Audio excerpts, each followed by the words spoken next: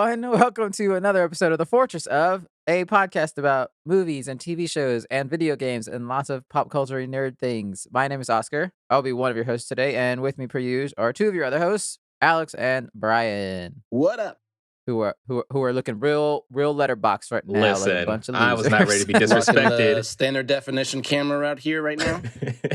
Got a super old computer that's still chugging along, but we working. My computer's fine. We working. It's my Discord app. We're doing what we can. We're surviving. How you guys doing? You guys feeling all right? I'm doing great.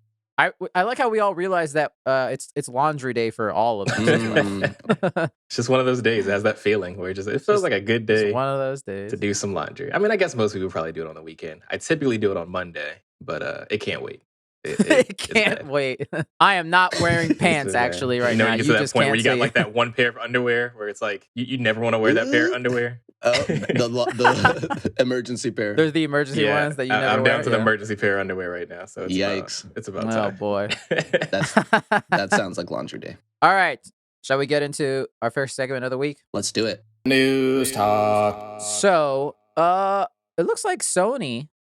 This is what Bloomberg says, and with their sources, Sony is trying to make their own Xbox Game Pass, which interesting.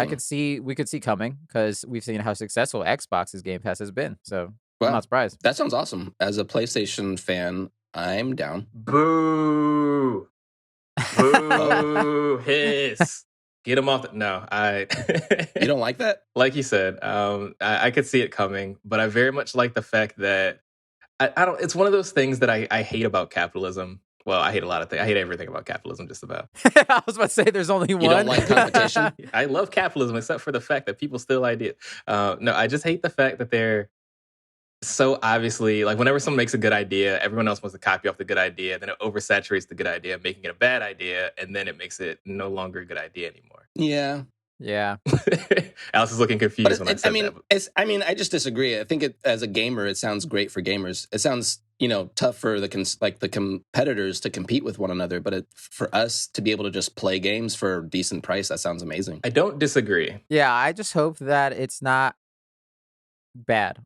Yeah, that's my thing. They have PlayStation True. Now, which I don't have because it looks terrible. And when this was before, when it was just streaming the games. I think now you can download some, but not all. Them, right. But the idea of streaming a full-fledged game is the dumbest shit I've exactly. And I wish they would stop doing that. And that's one of the things that I worry about is they're just going to do a worse version of it. Because one of the amazing things about Game Pass and the way that I think Microsoft is kind of instilling their place in the console wars or whatever we call it these days is by having the Netflix of gaming and them being known for that. We were talking off air about how Halo Infinite's coming out in a few days, and it's going to be day one on Game Pass. A lot of AAA games are going to be day one on Game Pass. There's no way Sony's going to do that. There's no way you're going to get God of War Ragnarok day one on Game Pass. You know what I mean? Day one. Like, so I don't know. What's the point? I don't know. I mean, it depends because they say like there's possibly going to be 3 tiers to this, where maybe the first tier is what PlayStation Plus costs now, and so maybe the other top tiers will get you games like a God of War Ragnarok day one, but they're going to be way more expensive subscription based models. So maybe that's where they're trying to balance out there. But I don't see it either. But I don't know. Yeah, that almost sounds worse to me then, because they're trying to basically, if you sneeze, Xbox is like, please have Game Pass. Would you like it? It's $1. You can have it. Please. I mean, just take it. Right. I'll pay you $1. Have Game Pass. So they're at that weird point. They're right like now. Hulu, right? I think normally it's supposed to cost like $15 or something for PC version, something like that. I've been paying $5 a month. I've been paying $5 a month for the longest time. I mean, which is a Netflix subscription that costs about $15 right now. And if you beat one AAA game a month, you're basically getting your money's worth technically. But I've been paying $5 for so long that it barely even matters to me whether I beat a game or not, because I feel like I'm not making any losses from it. But that's fantastic. Right. First of all, I don't know how it works on the actual Xbox console. I use it on PC, which a lot of Xbox games are doubling as PC games now, which I also love that for Microsoft. I don't have to buy a new console. Yeah, that's cool as shit. To continue to play next gen video games. Yeah, you basically have almost all the Xbox games available on PC. That's pretty incredible. Like I played Gears of War 5 a little bit. That wasn't a game that I was ever planning on playing, but I ended up playing it because it's on Xbox Game Pass. Why not? Forza, that's a lot of game that people are playing right now. And they have like huge amounts of people playing with their Maze Buy, because who wants to play a racing simulator usually? But because it's free, so Yeah. many more people are experiencing a game they probably wouldn't have actually bought if there was like, hey, $60 full price, go buy it. Like, Right. That's so cool. I wonder how much. I mean, it's clearly working for them, I guess, but I wonder right. like I how don't know much money profit they're margins, losing. but It kind of reminds me of the Movie Pass when that I was knew a you were thing gonna a say couple that. years ago. Oh yeah. You could like see Don't as wanna many compare to movies as Movie you Pass, bro. wanted for $5 a month. It was the best thing ever. It's why it's only lasted like a month. Yeah, slowly they started like giving you restrictions, like, oh, you can only see like 3 movies a week or something like that, or eventually it was like 2 Right. movies a month, and then you could only see certain movies, and then they were just like, okay, we just can't afford this anymore. You can't have this. Take it away. The tragedy of Movie Pass is one of like the worst Hamlet stories you could ever hear It before. really, it was like Quibi. No, it was way better than Quibi. Such a quick rise and fall. It I was wanna like say, instantaneous. I feel like at least Movie Pass was like good for people. I don't think anybody was like, man, Quibi is gonna be amazing. Right. We're gonna Yeah. love Quibi. But Right. people always told me, man, you better get on that Movie Pass, dude. It's $5. Right. You can see any movie. Yeah, and they got bankrupted. Yeah. It was like Super catching a unicorn, training it to be your like best friend / pet, and then waking up and realizing it wasn't real. It was all a It's dream. all a dream. No, that story is actually amazing for anyone who's never heard the story of how Movie Pass went out in a huge blaze of glory. But it's amazing Yeah. to see how quickly they rose and fall, and then went to the part where they started getting sued because they wouldn't let people like get rid of their subscription. Get their money. Oh, Yeah, wow. They're not allowing people to get their money back. Yeah. Womp womp. Well, we'll see how Sony does. As a person who likes to own games, like physically own games, I hate this. But if it's good, I'll sign up for it. If it's good and it has good shit. Because the idea of being able to play old school PS2 and PS1 games and stuff like that That's cool. That'd be is really pretty cool without having to go back to like my PS3 or whatever. Like that'd be pretty cool. That's fair. That is But a we'll part see. that I would We'll be see what they into. But we'll see. Yeah. Pricing is the biggest thing for me. Whether or not I'd be interested in it. Very Pricing true. plus quality. Right. Yeah. PS same. right now is not worth it. Yeah. No, PS Now is not worth it. I would say. Right. Here's what I think Sony should do. Sony, if you're listening, here's what you should do. Write this down. Take out a piece of Mr. paper Sony. and write this down. Do exactly what Xbox is doing. And then instead of releasing all the games on PC, release all the games that you want on PlayStation, $5 a month, max. And then also release all those games on MacBooks for all the Mac users. Perfect. Capitalism, triangle. It's amazing. You guys will be a powerhouse. Now you gotta get a Mac. Oh man. Yeah, get a Mac, get Yeah, a PlayStation, right. either one. Oh my god. PC people would be so mad. It'd be so funny. Like you're saying that I have a PlayStation and you're saying that I'm already getting upset by it. The divide would be Right. like so like forever. It'd be so good. Concreted. I think I would love that. I'm into this. I'm into this plan. Yeah. I can feel myself tensing up right now. I'm getting upset. No, We gotta that'd be move on. great. I'm getting upset. Yeah. Moving on. Speaking of PS5, we might have something might have just been leaked that there is going to be a PS5 Matrix Experience, is what it's saying. Who knows the hell that means? Will you get to like look at the universe? Will you get some tidbits? I'm assuming it's gonna come out before the movie as like basically a preview, but I don't know what the fuck it's gonna do. Is it a game or we don't know? It's not. I'm sure it's not going to be a game because they call it Probably not a experience. game. No. But I think this is where hype and speculation is going to ruin whatever it is. Because I'm sure it's going to be a stupid little teaser trailer kind of situation. That might be pretty Probably. cool. The same way we found that website that was Right. doing like, oh, it's 11:04 p.m. Are you doing this? That The was pretty trailer, cool. It's yeah, got to be yeah, something akin to that probably. But people are going to speculate so hard that when it comes out, it's going to feel stupid. Mm. That's Yeah. what I think. If it comes out, I'll definitely do it. Yeah, But for sure. I'm not expecting much, but I also don't want more of this movie to be spoiled because I want to. I know think they what- need to I do don't wanna know. something to go ahead and recap the last 3 movies. So that movie, when the last movie came out, 2005. That's true. That's a good point. These That's a good movies are point. old. No one Yeah. remembers what happened, Lana. You got to do something else. Let us know. Well, hey, listen, if you want to recap, you should check out the first 2 episodes of your favorite podcast, The Fourtress of.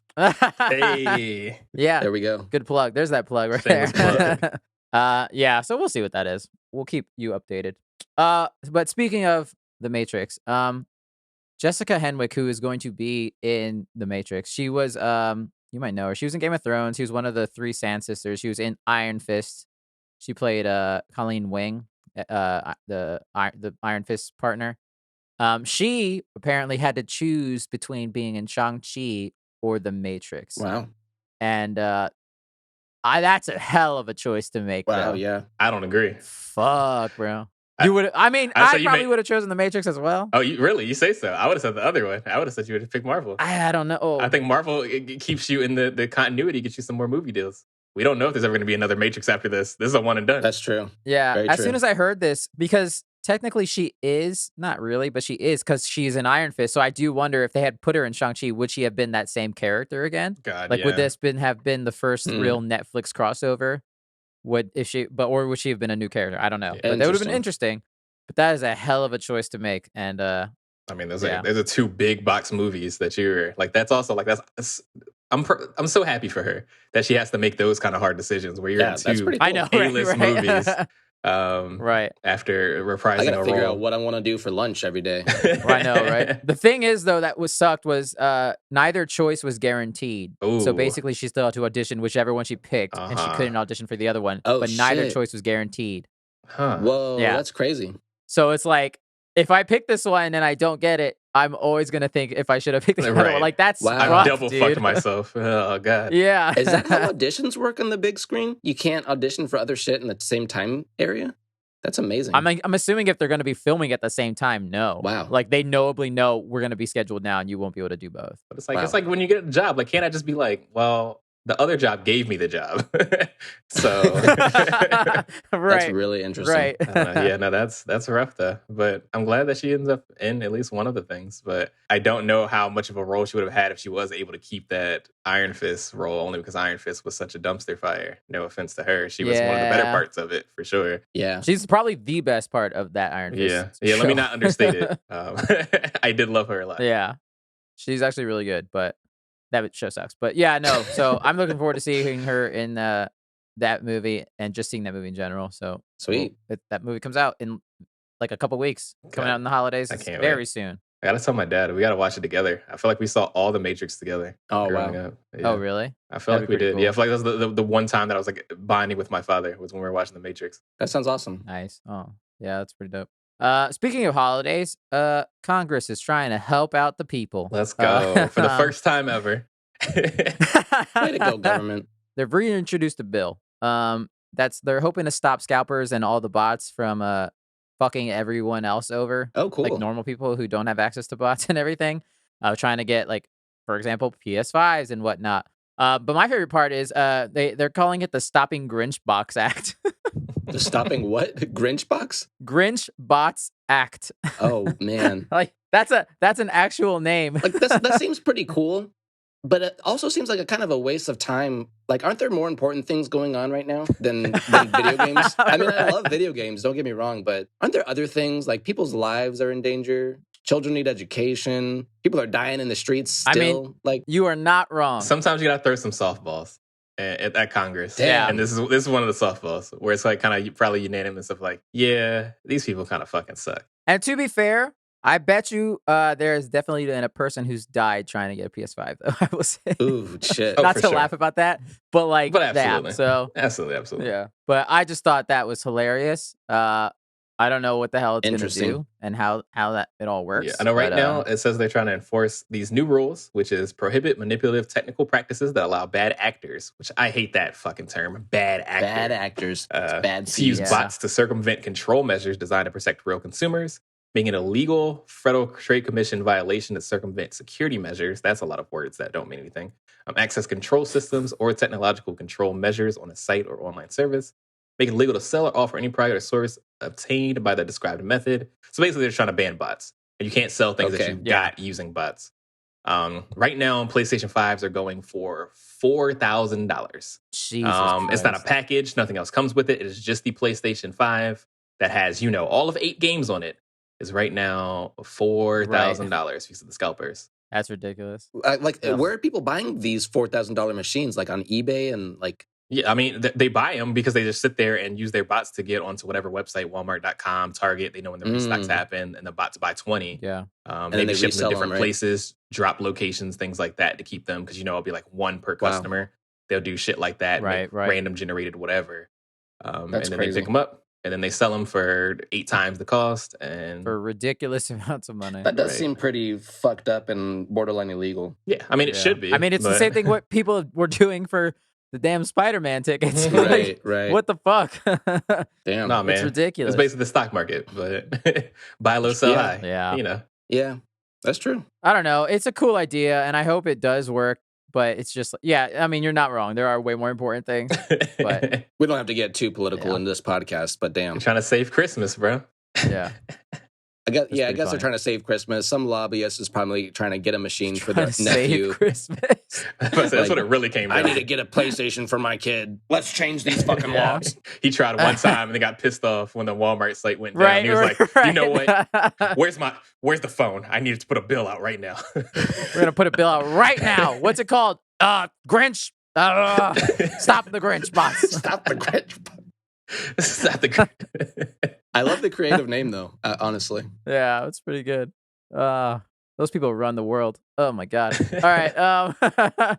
But speaking of things that could be ruined, like the holidays with these bots, George R. R. Martin came out and started talking about how he begged HBO to make Game of Thrones 10 seasons. 10 episodes for those 10 seasons at the end. I believe him, but at the same time, who cares? I'm gonna say, do I you? don't know. It's also too little, too late. Like, don't tell us this now. No one cares about the show anymore. Right. how many like, seasons what do you were there? Were there 10? Were there 8? I think there were 8. It was 8, and then you had a 6 Yeah. episode and 7 episode of the last 2 seasons, which I think, even if they had made those both 10 episode seasons, it could have done considerably better with the storytelling. But Yeah, Nah, I agree with that. They had their chance. they fumbled the ball. Yeah. I agree. You lost. It's over. And don't tell us now. I know, right? He's bringing it up now. It's just interesting how he says the creators, he loved them, but he did start to worry after season 5 that they weren't going the template that he laid out. Mhm. I would love to know how much of a template he gave them, because it seems, at least to me as a viewer, that they did the template he gave them because he's not done.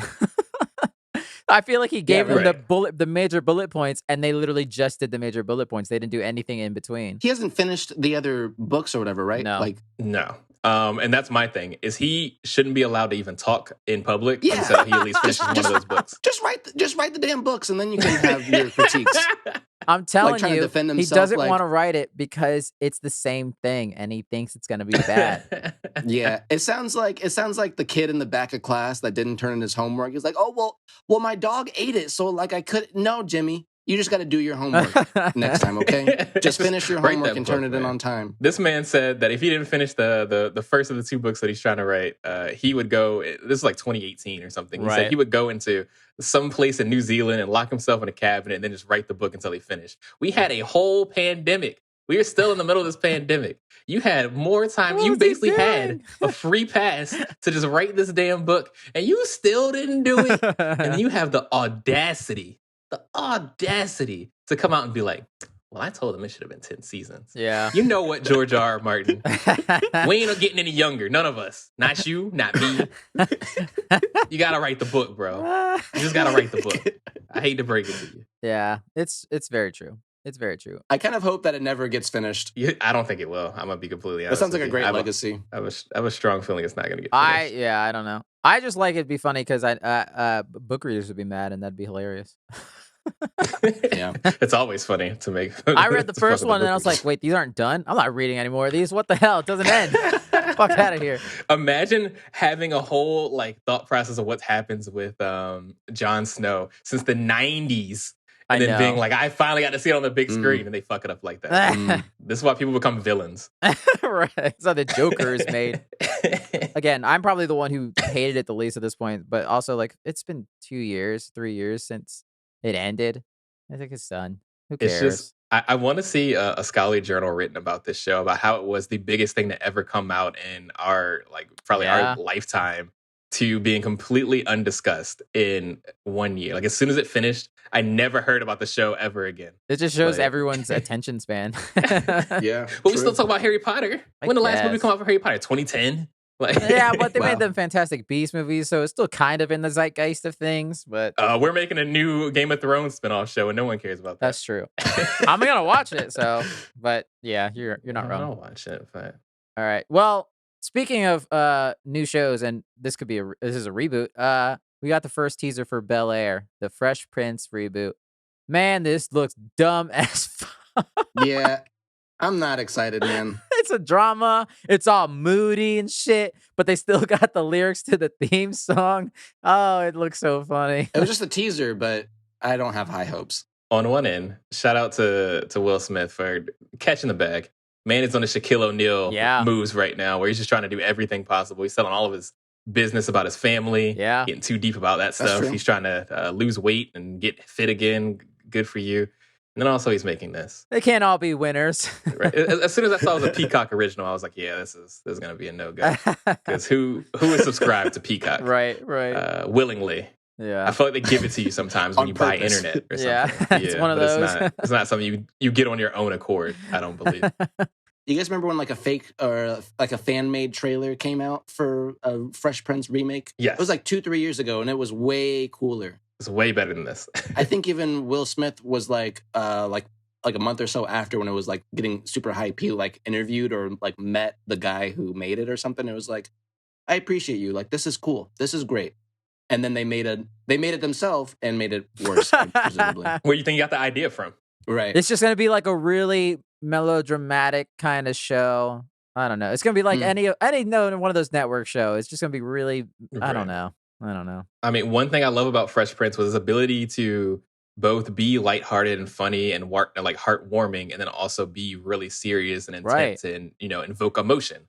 There's a lot of episodes I can think of that really like hit me very hard, being someone that went through a lot of those similar situations that I got to see him go through on screen. And that's why I love that it was a show that not only just touched people like me, people that are my color, but also touched like I know a lot of white people that watched Fresh Prince. It was like a show that everyone appreciated. It kind of transcended the demographic. They talked a lot about issues with race, with class. And just you really connected to people. Because they were a rich black family. Right. Bel-Air. Right. One of the few shows that depict a rich black family. Right. All those things were just so important. And this is another thing. It all comes down to capitalism again. Oh my God. They're watering down the. I just hate when art gets watered down because people want to make more money. Like, it's gonna ruin the legacy of Fresh Prince by trying to extort a little bit more money out of it. Because like that show will always be there. You can always go back and watch it. Like, I'm not gonna watch this show, so it's not gonna ruin it for me. But it is. So it doesn't exist. My eyes are closed. Yeah, exactly. I see nothing. It's the same people that complained about that the all-female Ghostbusters movie that came out the other year. Granted, that movie I heard wasn't that good. But like, who cares? It didn't erase the past Ghostbusters. Shut up. It's fine. Very true. It's not like a sequel, I don't think. At least I don't think. I hope it's not. Yeah, I hope he's not like Fresh Prince. Will's kid or the little boy or something. All these other TV shows that are getting remade are technically sequels. Like, That's So Raven has a sequel and her kids are the stars. Right. Mm-hmm. Girl Meets World. It's the Topanga and Corey are the parents. What else is there? Oh, that's Girl Meets World. Apparently, it's really bad. Raven show apparently is doing well. People like it. You know what? I watched some episodes. That one's not so bad. It feels just like the original. Yeah. There's two people that are notably not in there. Oh. So they got some legal issues they're dealing with. Interesting. I don't want to get into that. Kyle Massey's hole in prison. Yeah, no. I feel like there's just so many of those like 80s, 90s shows that we grew up with that are like being remade right now and just don't feel the same or feel so much worse or just bad. I feel like this is going to be just another one. Yeah. I agree. I feel Absolutely. Like maybe 2 seasons max it'll get. Yeah. Oh, you think 2? I didn't want to say one and done. I wanted to give it a little bit of a chance. I'm excited to see if it is going to be a sequel like the other ones or if it's just going to be a true remake. Yeah, I do. That's about all I mean, really they're calling it a reboot, but yeah, I wonder if they'll have any kind of connection at all. I don't know. We won't see because I'm not watching it, but somebody else will see. Yeah, I might. We'll see what happens. I might. Maybe I'll watch the first episode. I'll do it for the culture, not because I actually want to see it. Right. But yeah, that's it. That's all the news, guys. We did it.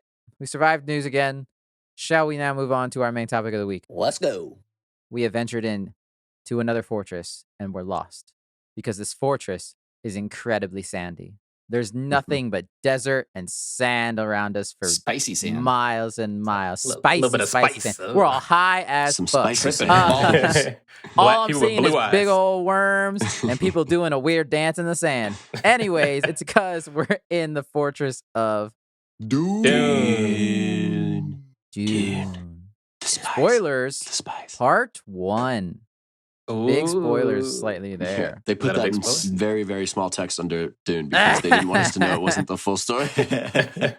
So yes, we are talking about Dune, the 2021 Denis Villeneuve movie Dune. Overall, before we get into spoilers, I overall really enjoyed this movie a lot. I like the world that it's created, and established, I would say. I do have issues with it. I have pretty major issues with it. hmm But Interesting. it's pretty good. It's pretty good. hmm And yeah, it's not as good as Blade Runner though, but it's good. I thought it was pretty great. I had pretty high hopes. I was expecting a lot. I saw it in theaters, but I didn't see it immediately. I heard a lot of great things from a lot of people that I respect. So I was super excited to see it, and it really did not disappoint me. I'm a huge sci-fi fan. I personally have been wanting to watch the original Dune for a long, long time. I think it came out in the 70s, right? 84, actually. Oh, okay, 84. Wow. Okay, They did try to my make bad. they tried some other stabs at it, but they got mostly canceled because apparently this is a really hard book to make. They a always movie said out it of. was like Yeah. unfilmable, basically. Yeah. I've always Right. but I've always wanted to watch it, but I just never got around to it. I think it's probably pretty dated too. It didn't look very great, but I knew it's like a sci-fi trope, so I really wanted to.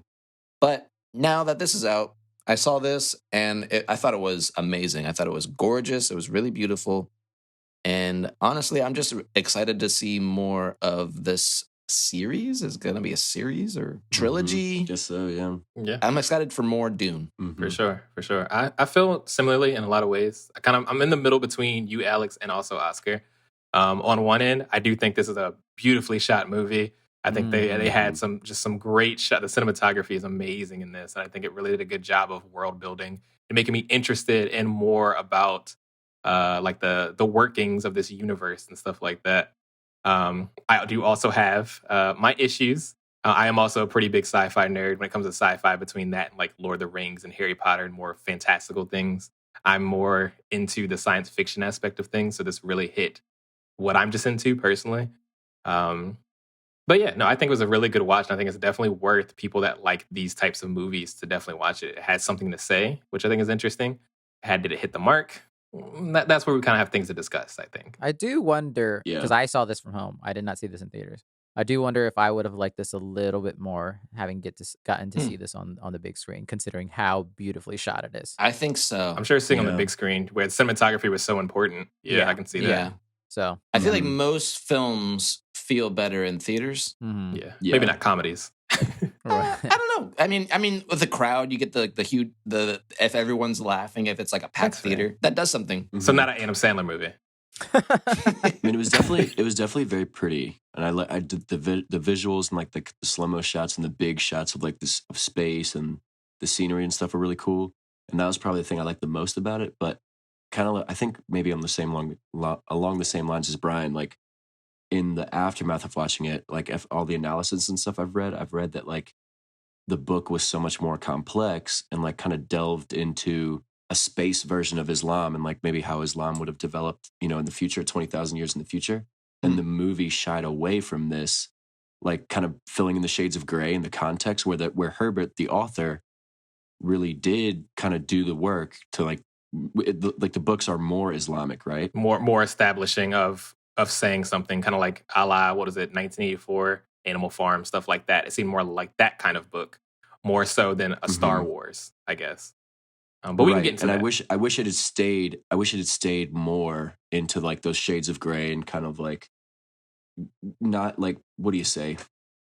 Like not like Oriental, like, because I think Orientalism is a big word that I've seen a lot in the reviews of this movie, and like I guess they just made it more like Herbert was kind of a conflicted. He was like a white guy that wrote this, right? But he did a lot of research and he was conflicted, and you can kind of see a lot of contradictions in the books of like he knows that he's a white guy and he knows that he's writing this kind of like white savior kind of thing, but then he also contextualizes stuff and like fills in a lot of other stuff to make it to kind of like honor it, whereas the movie and kind of I think the previous one as well just made the Islamic like influences in it very like, oh, that's the foreign other. Like they just basically did what Hollywood does with every single thing. They tokenized it and they They kind of kind of Hollywooded it a bit, I would say. exactly. That's I where feel like you should shelf that because that's a very important aspect that I think we are going to talk about when it comes to that. I know you're going to get that deep that quick. Yeah.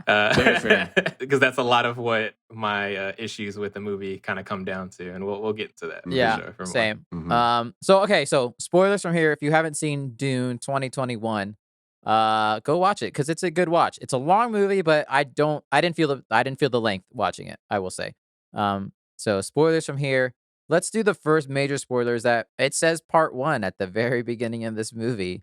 And I think that's a pretty ballsy move considering you did not get the green light for a part 2 till after this movie came out. So I would have been upset if this was crazy. it. Yeah, and I mean, just thinking about that, it makes me think about the whole like Final Fantasy VII remake, that kind of stuff, where it's like you don't know how this is going to be received. No. And this was a very much an unfilmable movie, as we talked about previously. That a lot of people made a stab at this series and at this book, and a lot of people failed. The 1984 version of this movie was considered a commercial failure. Yep. There was a TV series that was made in like the early 2000s that didn't do well. There was a movie attempted to make in the 70s that got canceled because it was too much of a resource glutton for the director and stuff. It's this movie come out in 2021 was one of those movies that it feels like it might have only been able to come out in 2021 and no sooner in a lot of ways. And even now, it's questioned. Yeah. I mean, luckily it is getting part 2. It's already been confirmed. It will come out in 2023, I think they said. See, I don't think they really advertised that, did they? No, Like it's the just called trailers Dune. and stuff, That's what I'm saying. Yeah. You only saw part 1 Yeah. in the opening of this movie, which is why I was like, oh, there you go. I assumed it was going to be the whole book. And I think that was why they did it, because they didn't advertise it, and people would have been pissed if it ended the way it ended and they didn't see part 1 at the beginning of this movie. Right. It was also pretty interesting to not advertise that it's a part 1. Like, if we're thinking about Final Fantasy Remake, I think everyone knew that was just going to be Midgard before the game came out. Right. Yeah, I mean, being someone that's just so into games media and into that kind of space, I knew that, but I wonder if like the average gamer that maybe doesn't follow that kind of stuff and maybe saw a commercial. Okay, true. Yeah, because I don't think they advertised it the same way either. So yeah, it's possible. Because when you say remake, I think of a remake of an entire game. It's not like remake part 1. Like, yeah, you're right. Maybe just because of the visuals, like you can visually see they're not anywhere else, and people were talking about it in that sort of a way. But yeah, you're right. I only knew that Dune was a part 1 until like when I started seeing like after people had seen it, like memes and stuff of people reacting to it. Like, so I had no idea like until a few days after it came out. I didn't know until I started watching the movie, part which was 1, this weekend. So I've been pretty good about keeping away from spoilers.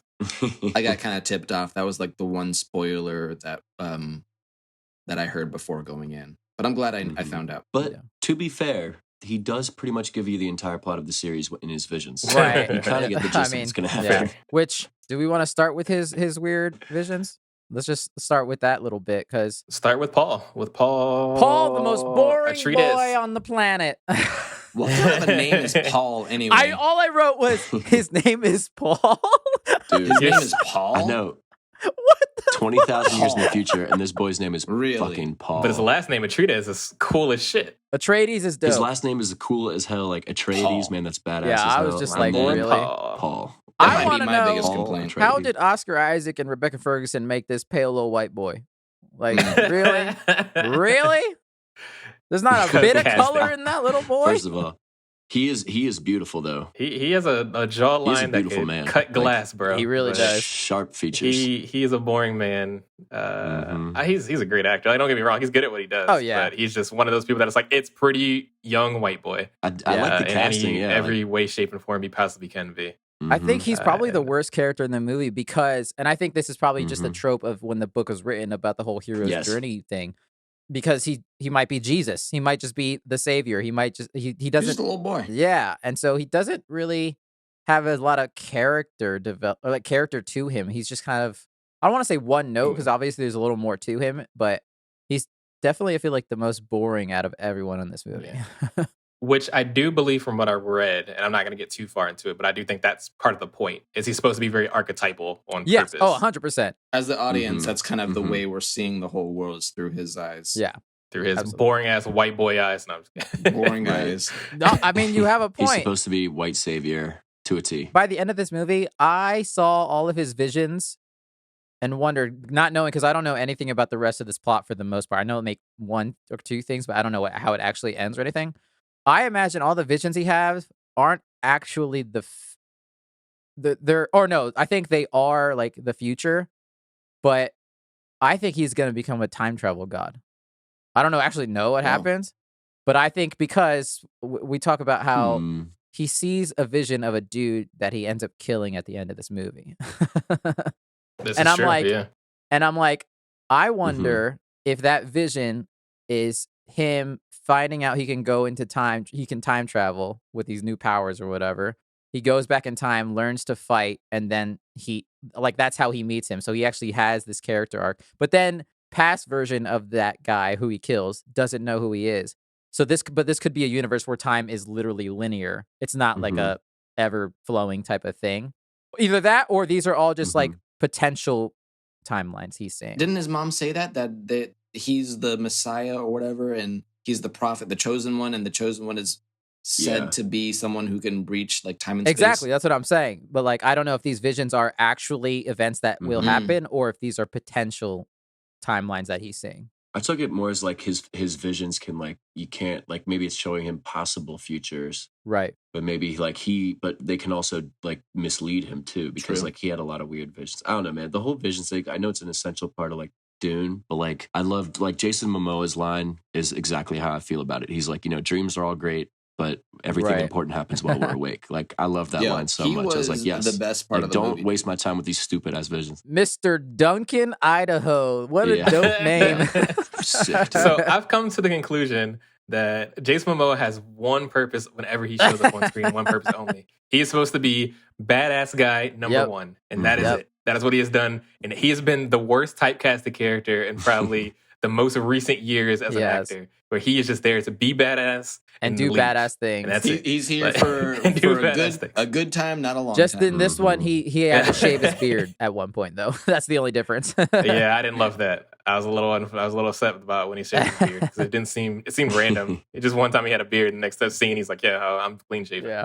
Oh, I mean, I guess you're still hot. That's fine. I mean, yeah, he's pretty hot, but yeah, he's an attractive dude. If we're talking about Duncan, he was my only character. He was the only character that I liked in this entire movie. Like I did not like any of the characters except for Duncan Idaho. Like he was the only one that had personality. I just felt like I couldn't trust anybody. It seems like everybody. It's very Game of Thronesy. At least this movie, it feels like everybody's got an agenda and a secret plot. It's very political. There's even witches and there's damn Jedi mind tricks. It's got a lot going on. Okay, I think you brought up Jedi mind trick. George Lucas stole so much of Star Wars from this. Like he just straight up stole it. The voice is just the Force. Are you kidding me?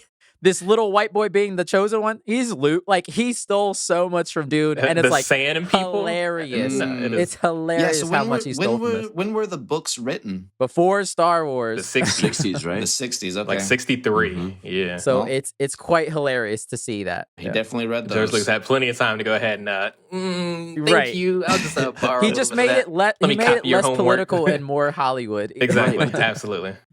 The context of the books is very. I feel like Herbert as the author is very interesting figure to study in the whole thing of Dune, because like, and I want to learn more about him, but I know that like he was a journalist and that he was around during the time of McCarthyism, right? And he was like very disgusted by that, and like I think I'm not sure what his ties were to the Middle East, but he clearly had ties. He spent some times in a desert that gave him some more like thought process about how Islam and stuff worked. So he started studying it pretty heavily. He had a very progressive like viewpoint, despite being a white dude in the 60s, which kind of made this book so interesting. It's because most people, we were still thinking of Islamic people as very exotic and unknown and enemy-ish and all those kind of things, and to see him take a different take from there was a very interesting thing. But well, yeah, it's because that's a whole thing. If he went over there, he would have learned that there's like a lot more context and like a lot more history than what you probably taught in American schools, right?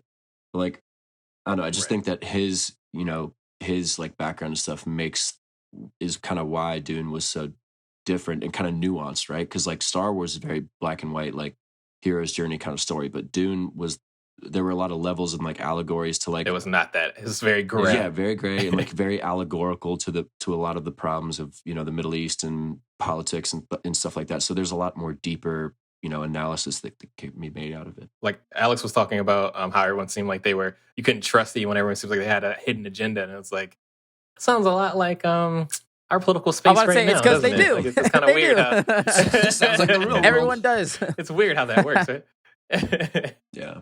I do want to give him props for he was able to put as much lore of this world as he did, while also keeping it fairly mainstreamable at the same time. Right. So I'm like, which this is one of the reasons why people said this is an unfilmable book, because like it's like Lord of the Rings. There's appendices at the end of this book that tell you all these houses and all this stuff, and it's like you have to read all this shit to know what the hell is going on. So it's like props to him for kind of mainlining it a bit. Yeah.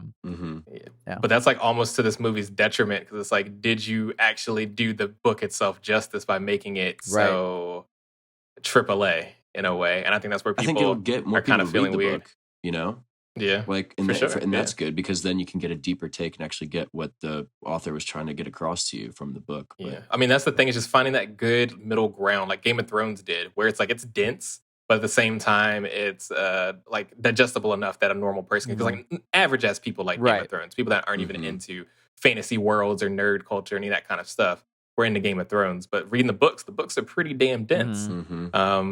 But it made a good segue. So yeah, maybe you're right with that they made a good segue to make people, but also it might suck because people are going to think it's going to be like the movies. They find out it's about political discourse and ethics and racism. Then it's like, well, fuck, bro. I just want to see white guys do cool things. Like, oh no, right? Yeah, I don't know. And that goes back to my main complaint with it too, because like they just toned down so much of like these elements that kind of make you think, right? Because this Herbert, like the Dune book makes you think, right? It's like kind of like the way he sets up the allegories and stuff, and the movie just kind of made it more like it took that out, and like I don't know, you're right, made it for mainstream stuff. But I just wish that they had involved, like it seems like they, like I read this one critique by like a sci-fi author who's Muslim himself. He's like, you could have gotten me, like I would have helped you make this movie, like I would have been one of the writers and like made sure that you translated it properly. So, which I will say, since we're kind of somewhere on that topic, I have somewhat of an issue of how the usage of people of color are in this movie, and the fact that, man, if you are a person of color in this movie, you're gonna die. You're dead as fuck. Like you don't stand a chance.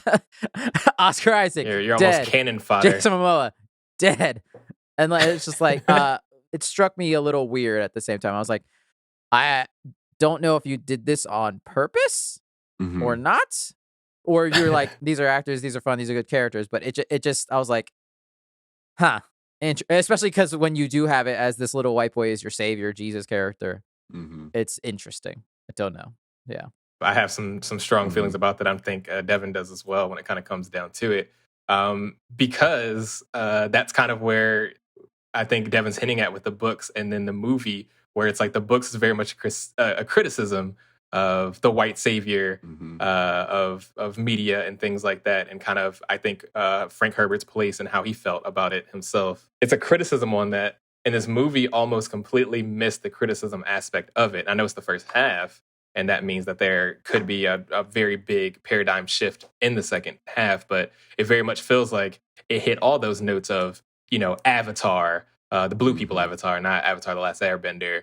Right. I don't know, Pocahontas, like things like that, where it's very much like, oh, the white guy saves the brown people, and the brown people have to thank him. That's how it's feeling so far. So it's really weird.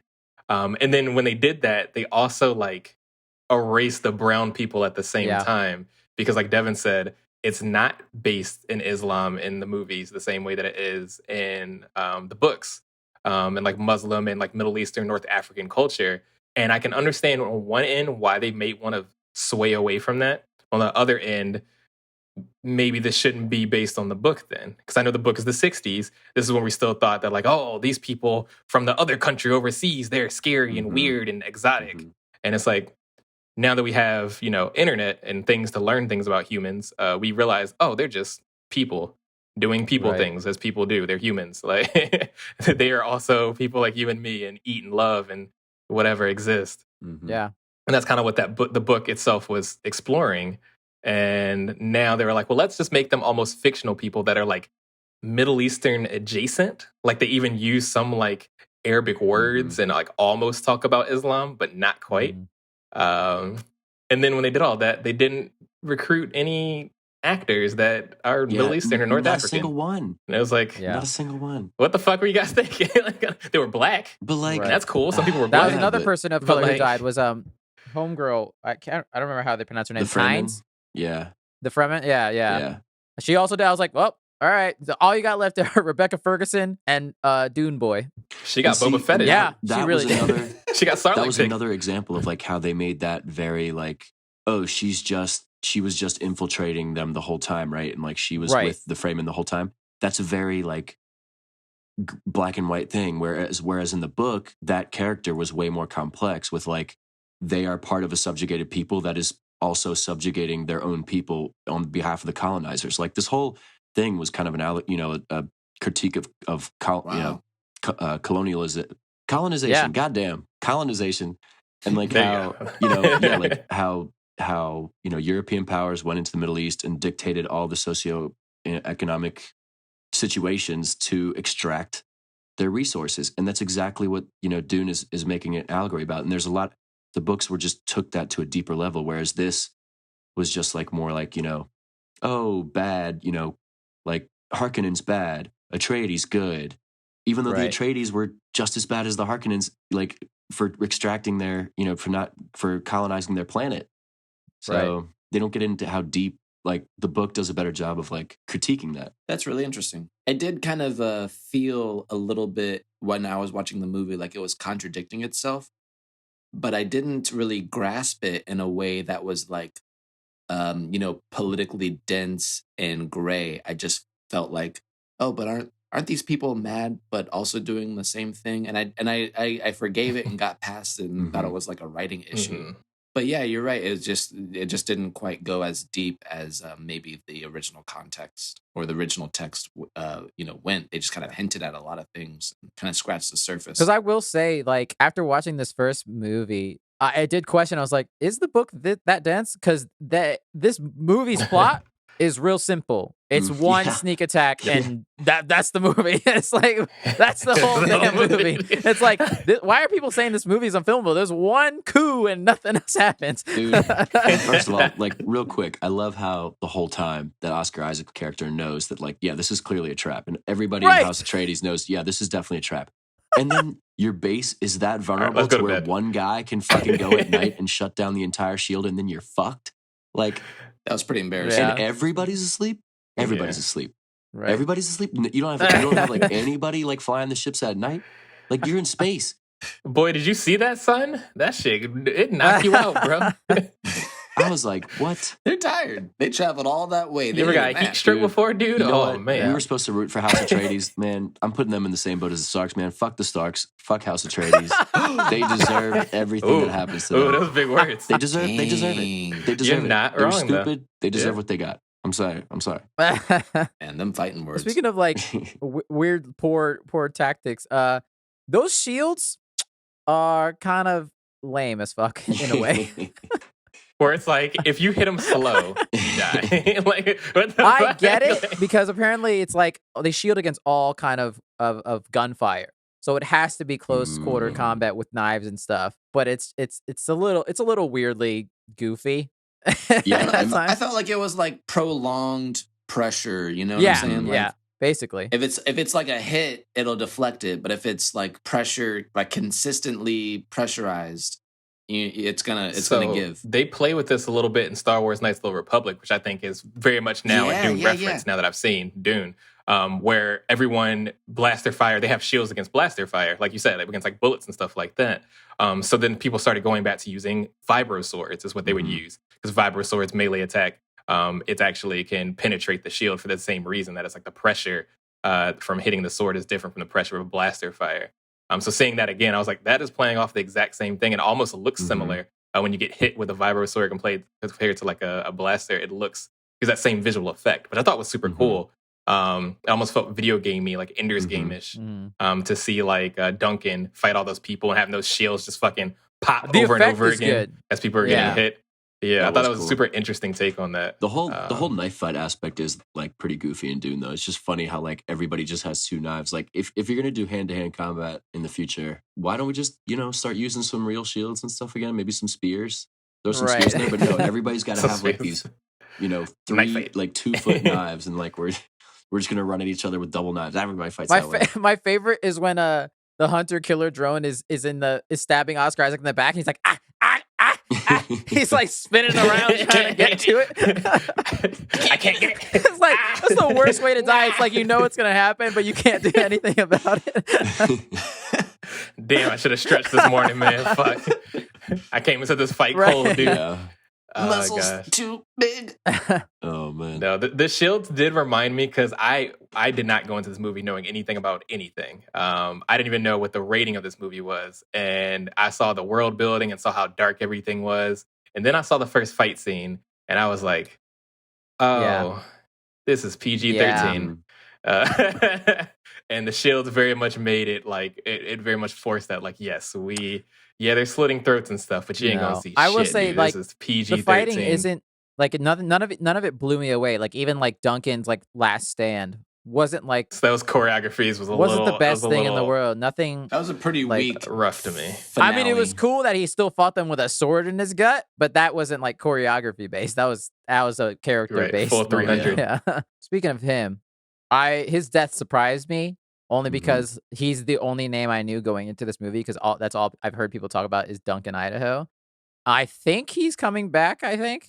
Not to spoil the future. I honestly don't know, but it seems I've like heard it's in a weird way. So I mean, one of his visions is him being part of the right, Fremen. exactly. So and he saw that vision again after Duncan Right.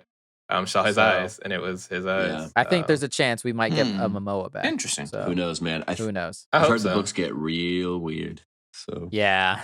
I'm sure. It's also free men. Right, Can we make yeah. that? That's connection, Okay. right? Like that is a thing. Okay. Pretty Yeah, on the nose there. I mean, sand people can't be worse than Oh, that. speaking of sand, can we talk about how gooey that fucking sandwalk is? What in the fuck oh my is god, that? it's so goofy. Why is that in this That felt movie? like a joke. He's like, no, mom, you got to do this thing real quick, and he starts breakdancing, and I'm like, wait a second. What is Follow my this movements. jiggle-boo thing is doing? I move like the sand. Even she couldn't even do it very well. She was looking real They're all stupid gonna when she get was doing eaten. it. They're all gonna be eaten very soon. This is terrible. They almost did. Spoiler. Yeah. Yeah, I feel like that worm definitely could have eaten them. Just like it was like up in the air, and it's just like bloop, like Right. just like lean down and get them. Also, that CGI trick where you do it at nighttime so that you don't have to do it very well. Yeah. That always, I hate that I noticed that now as I'm Oh. watching more movies in my Yeah. life. That it's like, oh, the staple. they didn't want you to And see they this definitely too hard. they definitely did that thing where like this happens like every movie with the chase scene, but like they did that thing where like they saw where they were when the worms started knowing where they were, and then they saw how far they were from the rocks, and then they start running. And then they cut away, and then when they cut back, they're way closer to the rocks than when they Right. started. Like, right. like they were a good half a mile away, Damn, y'all and now gunned they're it. like 0.1 miles away. Like this is some BS, but they do that every time. Movie trips. I like that they're basically drinking their own pee in them suits. Yeah. Wait, they're not peeing in there, are they? It says it recycles sweat and any tears and any liquids that your body Oh. expels. Wow. They're drinking their own pee. Yeah, when they're in that tent, and then Yeah. his mom drinks it, and then she goes kind of like, ugh. And he's like, yeah, sweat and tears, and it's like, Yeah. Sweat and tears, huh? sweat and tears. What else you got yeah. in there, Paul? You been peeing in the tent? I need a quick drink real quick. Let me just piss my pants, and then I'll have a drink here in a few minutes. that way of hydration doesn't work, right? Like there's a loss of something in there when you recycle that over and over again. Like you can't just keep drinking. Hey your man, pee it's forever. the future. It's 20,000 It's not a years in the thing. future, all right? Just slap that on it. It's the future. The suits look Fair. cool. I'll It's give them that. filtered. They look cool. The suits are cool. I do love the costume design in this Yeah. movie. I love Yeah. they put a lot of care into how they made this Mhm. movie. Yeah. And you can tell there's a lot of appreciation that went into it, and I really like that. Now I want one of those suits. Although I will say during the ambush, the big fight, there was a time where I was like, I don't know which army is which because they're both wearing gray and black suits. Which white dudes are the Yeah. white dudes that are the good Yeah. white dudes are the bad Yeah. white dudes? They all look like white dudes. One is off white. First of all, Right. what the hell was up with the what were they called? The Sarkartars or The Sarkanins? Harkonnens? No, the Harkonnens, and then the Oh, other the other ones. ones? Oh, the what are the Emperor, or what do they call him? I Yeah. don't remember what they call him. The Sarkars, Sarkars, something His like that. like elite yeah. force, his The troops. badass Yeah. ones. So apparently in the books, they're based on like the Ottoman Janissaries, which were like the elite Ottoman, soldiers of the The Ottoman Empire. Sardukar. And like the Sardukar, there you go. I put a lot of like pronunciation guys, and I got that one. Like in the movie, they make them look like Russian or something, and then they were like bleeding people like in a like Christian It was Inquisition kind of way. Like that was weird. That was kind of a weird send off for that thing. I don't know. So I wish they had been kind of a little different. I mean, they're not as weird looking as the Harkonnens, who are just weird, really pale, bald people. True. Yeah, and then there's one real chunky man that. Oh my god! That guy I will was say really that is an scary. actual terrifying moment when the Baron just floats up. I was like, "What is Yeah, this magic yeah. he has?" Crazy. I thought he was gonna Yeah. snake or something. I was like, this man a snake? I thought he was a big worm. He's way too damn big to be floating that easily. He can't even breathe. He's struggling to breathe. He can't be floating. After Oscar Isaac gasses the room, which is a pretty cool moment. And I was also like, the doctor tells him, "You must be very close." No, he didn't. That gas killed everyone in that room. He didn't need to be that close to him. Everyone died except for him. Anyways. Right. But that moment Yeah. when they come back and it just pans up and he's just floating in the corner, it's like, oh, it gave me the creeps. I was Ugh. pissed and terrified. Yeah, that shit was weird. Yeah. Yeah. Since we're on the topic of the Harkonnens, we can talk about Dave Bautista and how he was the Gwendolyn Christie of this goddamn movie, and that man did not do anything. That man. The only was reason he survived in useless. this movie, Brian, is because even though he's brown, he's painted white. That man talked twice, killed 2 people, and then dipped, and that was the end of his saga. I'm sure And he'll be back. He'll be back. Yeah. I'm sure he will, Yeah. but I don't know. That It was a shit bit lame. disappointing. Yeah. That man got paid really good money for that role, I'm sure. I don't think he's gonna last long, but he'll be back. Oh yeah, little Timothy Chalamet is gonna beat his ass, I'm sure, with blue eyes or some shit. Yeah. Yeah, which speaking of him with blue eyes, that I did think that vision of the future in the war, and it looks like Mhm. there's a worm on their side, is pretty cool. He was doing some anime shit so hard. The way that man was He flipping around was. people, I was like, oh shit! Oh, That was the most exciting part of the whole pretty- movie. Was a vision that didn't even Yeah. happen yet. Which is sad because it's like this is a vision from a potential future. It's not actually the movie. Right. Yeah, there were a lot of cool things that would have been cool in an anime in this movie. Yeah, this may have been a good movie to make into an animated movie. Yeah. I wouldn't be surprised if they try to do that. I think that I know how I watched the original one, so I know what happens in the part 2. So it's gonna get weird. Oh, you watched the Oh, original you did one. watch it. Yeah, I've seen the original one when I was younger. Oh, cool. Oh, was Yeah. it trash? Oh shit. It was goofy as hell, but like, yeah, the worms part, and then like that pistol that they hold in the end. He's like, you haven't earned that yet. It's not bullets that it shoots. It's like sonic waves or something. And Oh, you got to like I do was the waiting for nose. him. I don't know. It'll be pretty cool. I do want to talk about Rebecca Ferguson's character. What's her name? Lady Jessica. Yeah. Yes, thank you. Paul and Jessica. In Jessica. 20,000 years in the I future. know. What the fuck? Because she comes from an interesting group of weird witch people. She's a I'm like, concubine, Yeah, she does. what the fuck? and that's super fucking cool. Yeah, she's a concubine, and they have this fucking Skyrim ass voice that they can use to command people to do shit, and that is crazy. And they're like political. Oh, true.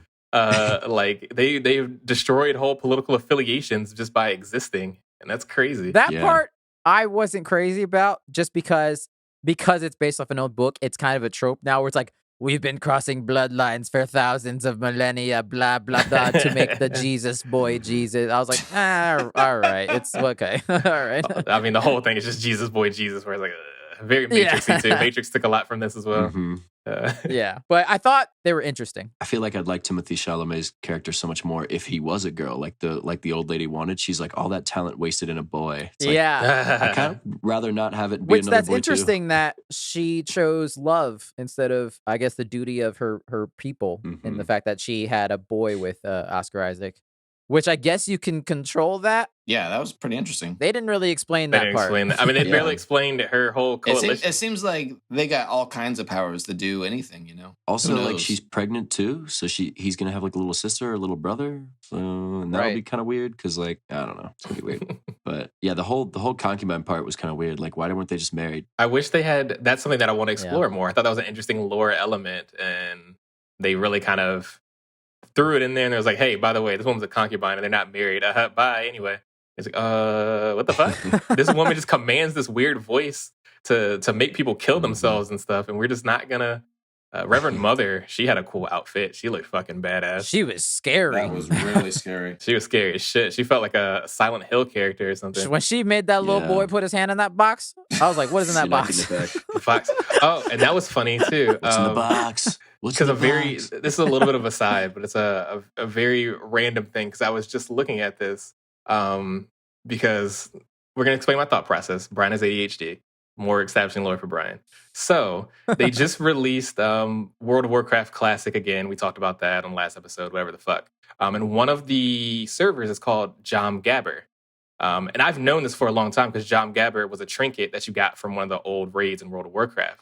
And I was just like, what the fuck is this random ass name? It is a reference to Dune.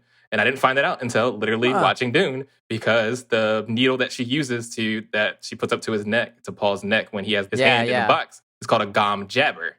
That's what they call this needle. It's like a special needle that's very much in Dune lore. And that's what they named it based off of. They named the trinket after that. And I was like, holy shit. That's really funny. I've been looking at this shit for 17 years and I never knew that. That's cool. I also feel like what That's makes cool. that needle special, because you could probably put a needle in anyone's neck and that might kill them. I can poison any kind of needle. I can go get a threading needle right now and poison that shit. And you'd be like, yeah, we're not gonna. It's a Gom Jabber. Okay, what? It's a magic needle. It's a magic needle. Yeah. It's spicy. Right. That was a funny like fear factor moment. Like, you know, it's just Joe Rogan like behind it. It's like, oh, there's some cockroaches in that box. Like Reverend I'm gonna Mother's tell you just Joe right Rogan. now, I would not have survived that damn box. Joe Rogan pops up behind her shoulders. Like, you ever done DMT?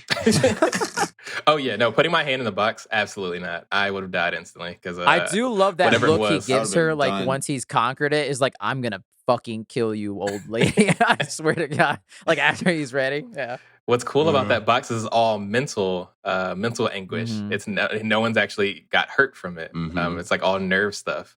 So I thought that was super cool. So it's like I'm not even hurt. Crazy. For My stuff brain's like just that, isn't Paul a little like Mary Sue, where he's just great at everything? That's that what he I'm tries? saying. He's kind of boring. Yeah, like that fight at the end. Like he clearly won that fight pretty easily. he beat the shit out of that blood. He's like, Yeah, that was is he like, playing with him? And I was like, no, don't play Right. the black guy, please. That felt like a cliche anime thing, because he wasn't doing that great at first, I'm only using 10% of my power. and then he didn't even power up though. He just like turned dramatically, and then all of a sudden he like kicked his ass really quick. Yeah, And no, he like Okay, he like fine. sidestepped and just stabbed him in the back. I was like, something what? like that. Yeah, He just like, it wasn't even a dodge. He just kind of Yeah. stepped Again, over. choreography isn't amazing in this movie. That was pretty Yeah, weak. no, I didn't love it. He didn't even get his ass beat for very long. Like he didn't get his ass beat at all. Which I thought that was going to be, because usually if you're going to play that trope, you're going to see him just get fucking thrown around for a little bit, and then maybe get Right. that sneak attack afterwards. Because like, oh, the enemy's getting cocky. Now I can, No, he just no, completely he just kicks his ass. beats the shit out of this black dude for 10 minutes, and I'm just like, oh, he literally was like the Okay. bad guy from an anime. He's like, I'm using 20% of my power. Like you haven't even phased me. Like, yeah. like he was doing that, but as the good guy, you never see that. That was an interesting finale, I would say. This movie almost feels like, God, what's the Maze Runner? In that, like, it could be an interesting movie. And like that it almost feels based in young adult novel in the way that they kind of pushed it. Right. And I think that part was one of the parts that I was just kind of like, yeah, okay. Because I used to like Ender's Game a whole lot. That was a book that I liked a whole lot. That's very big on science fiction, and it has a big use of children. And it's a young adult, novel. I probably read it in like 7th, 8th grade, something like that. I read the series. And it almost felt like that to me, where it's like, you're almost hitting like pretty serious notes, but you're almost playing it in a childish way. And I do think that the way that they showed this character almost felt childish. Of like, oh yeah, I just win everything because I win, because I'm me. Look at me. Because I win. Yeah, I win because look at me. Young adult novel, I win. I do think that's going to change in the second movie, just based on what I know now. But I do think that this movie almost did itself a disservice by playing so hard into what we already know in Hollywood and in movies. I also think that, for me at least, it's kind of, the ending fight is kind of lackluster. It's because this isn't the full story. This isn't the whole book. So it's like, Right. oh, That's the movie. Oh, it's the movie's done. Okay, okay, that's it then. All right, It reminds me of The Hobbit when the second Hobbit ends and the dragon just flies away and you're just like, oh. Right, yeah. And you get kind of some hints of what they're going to do next, right? Like he's going to try to learn to Desert ride the power. worms and like, harness the desert power. Yeah, but like was kind of lackluster. But I mean, whatever. I mean, at least it's only part 1 of 2. So Right, I'm exactly. not mad about it knowing that it's part 1 of 2. If I didn't know that, I'd be like, what the fuck did I just end on? Right. Mm-hmm. Speaking, because this is a part 1 and we're talking about how like Dave Bautista has like 3 lines. I want to know who got the bigger paycheck for doing the less amount of work, him or Zendaya, because she does she ain't do jack nothing. shit in this movie. She was barely in She smiles in 3 visions and then says, She looks over her shoulder like 8 times. She was in so many interviews. Homegirl was barely in the movie. Right. Oh Every my single God. ad showed her. Every single ad was him and her. Mhm. It's as if she had the Jared Leto of this fucking movie. Where it's just like you thought that she was doing some shit. And all she did was turn around 3 times and then go, I wasn't gonna let you hurt my friends. And that was it. Boom. I wonder Give me how my many. few million, I wonder bro. how many days she was on set for, though. Right? I think it was like 4 days, and she got paid like $300,000 or something like that. Oh my god. Only $300K? Man, I thought she was gonna at least take a cool meal. $2 million. I guess she's still young. She's For not 4 on that days? Bruce Willis paycheck yet. Yeah, that's But I mean, fair. hey, for part 2, she's going to be in there a lot more, so she's going to need Right. We'll see what happens But, with her. yeah. That's funny. I almost forgot that she was in that movie because of that. Yeah. That is funny though. Yeah, which one of them got paid more for less work? Yeah. Speaking of people that we almost forgot in this movie, Josh Brolin is also in this movie. Thanos himself is also in this movie. I think he's alive because you don't see him die. And by True. movie rules, that means he's alive. I think he's alive. I thought he was cool. I thought he was a very military man, badass. I love kind how of much guy. he just wants to kill Mhm. anyone that comes near him. Like Yeah. it doesn't. There's no in between. I did. I Like thought that. he played really well with the way that they portrayed his character because he was just like he was tropey, but like kind of Mhm. like the coolest way to me at least. He was like the cool uncle, kind of like Duncan, Yeah. and just like a different version. Like when him and Paul are sparring in the beginning, they Mhm. established their dynamic a bit. And Yeah. so it's pretty good. I'm pretty sure in the original one that Patrick Stewart played that character, which is just Yeah. a crazy super funny. dichotomy. Wow. Right. Like very different ways to express that character. Yeah, no, I don't know. I kind of am into that like weird military uncle character trope where it's like he's a hard ass, but he's got like a nougaty filling, a nougaty center to him. Hmm. I don't know. I just really appreciated his character. I did Yeah. forget that was literally Thanos Definitely think he'll be back in part 2. for sure. Yeah, I Doing think badass so. stuff. He has to get his badass send off too. He'll probably die tragically. Everyone's gonna die Mhm. tragically. Let's be real. It seems like a tragedy. They gotta. Right. Mhm. One thing we didn't talk about, considering this is like the major plot of the movie, is the spice itself. It's like spice is used It's for just everything. capitalism bullshit, man. I don't give a shit. Intergalactic travel. People get high. It makes you Yeah. last forever. It's just It's like literally okay, oil. Yep. right, Yep. Mhm. right. Well, except for the fact that you can't. If you drink oil, you're not going to get high. You're not gonna get high, which Paul gets a pretty big high at one point. If you in this drink oil, movie. you might still get fucked up. Maybe not high, but it's I not. was gonna You're say. not gonna be all You'll there. be seeing You're something. going to be seeing some stuff. That was another kind of tropey moment in this movie was how, oh no, one of our harvesters is broken and we have to get all the people out. But there's a worm coming now. Oh no, we're running against the clock type of shit. I was like, Of I course. get it. It's an old book. Yeah. That was kind of cool though, that whole scene. But It was cool. I think their Ugh. usage of the worms was pretty good. I and love the the worm. just like the teeth just coming through the sand, and like you just see how small the harvester was in comparison. I was like, whew, that's pretty cool. Them dudes were ready to lose their life. They said, "Yo, we got protocol. We staying. This spice costs money, bro." And like that system seemed very not Bad. great when it's like, well, yeah, we just lift them up for like 5 minutes and the worm goes away. Like the worm's just gonna stay there, and then how would you ever go right back down and just keep harvesting the spice, man? Bro, I ain't Yeah, I'd on be that like, stand. I quit this job. This job fucking sucks. Right. The benefits are not good enough. I promise you. The pay is I not quit good. this job. I quit this planet. And It all you're gonna, sucks. You're gonna I'm tell me leaving. that that's the first time that one of those little balloons didn't blow up? Right. Nah. That's what I'm Mm-mm. saying. And like, No, if thank they you. hadn't been there, then like the worm spotters, whatever, wouldn't have even That's seen it because over. like they only saw it from their helicopter or the wasp No. thing. Which, by the way, those helicopter designs pretty cool. Like the Those hummingbird dragonfly style. things? That, Yeah, that was one of my pretty things cool. on my Those are list of things that were cool. The thopters. The Dragonfly helicopter thing are the coolest shit I've ever seen before in my life. It feels like Halo almost. Halo mixed with like some Avatar shit. I thought that was super cool. Very cool. Those are sick. But being an oil farmer is also an incredibly dangerous job. It is known for being one of the highest death rates of jobs. So maybe they weren't too far off. Okay. Making this also a really hard job for people to do. I just didn't like how they were so nonchalant about it. Like they were like, "Oh yeah, it's fine. Like, well, we got 5 more minutes." Right. It's just a Thursday, Like, bro. Yeah. We see worms like every couple hours. Like it's no big deal. Hey, they're acting like it's a damn mosquito. Right. Like, fuck that. But we're talking about the dragonflies and how like technologically advanced they are. I love how there's one dude that just has an umbrella in this movie. No, yeah. I mean, he was very light That was so skinned. goofy. What was that? It was like a What very was- that Asian was such umbrella a weird too. It was a thing. Japanese umbrella. Oh yeah. I was forgot like, about what that. the I forgot about that scene, and he just like, was "Ooh, it's randomly very- holding it. It's very sunny. He was holding it for himself. He's not like holding it for like Paul or for anyone. He's just What the chilling hell? with That an was so umbrella. goofy. It is funny because he was the most Yeah. melanated of everybody that was walking. All the white people were like, "We don't need any sunscreen." This guy was Right. like, "Fuck y'all, bro. It's hot out here. I'm getting an umbrella. Y'all better get the fuck." I just thought that was so funny.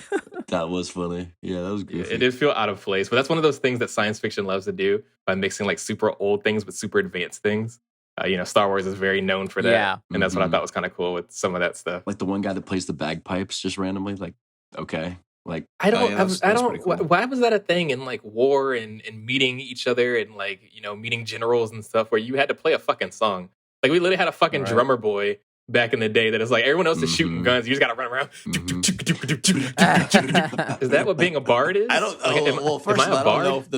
I don't know if the beats were that EDM back then. You don't think the beats were hitting like that? Nah, man, they were killing Well, that I shit. guess it's the equivalent of you listening to music at the gym. It just kind of pumps you up for battle. And, like, there we go. literally, back in the why did we get rid of the bard job, the bard class, in the military? Right. Like, I want to be a bard.